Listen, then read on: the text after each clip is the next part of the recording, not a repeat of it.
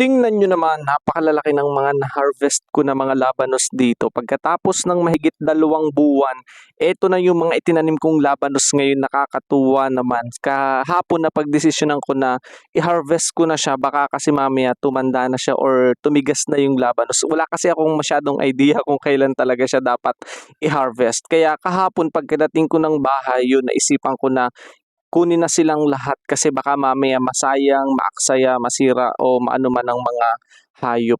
Kaya ayun, tuwang-tuwa ako kahapon pagka-harvest ko, kitang-kita niyo naman yung mga ngiti natin diyan, napakalaki din kung gaano kalaki yung labanos na nakuha natin. So yung ilan talaga, grabe, nakakatuwa, sobrang lalaki nila. Sulit na sulit yung ating pagpapagod, pagtatanim, pag-aalaga at pagdidilig ng mga labanos na ito, 'di ba?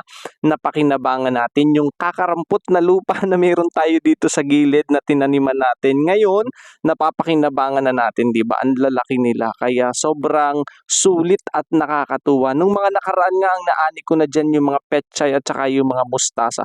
Yun lang, follow for more.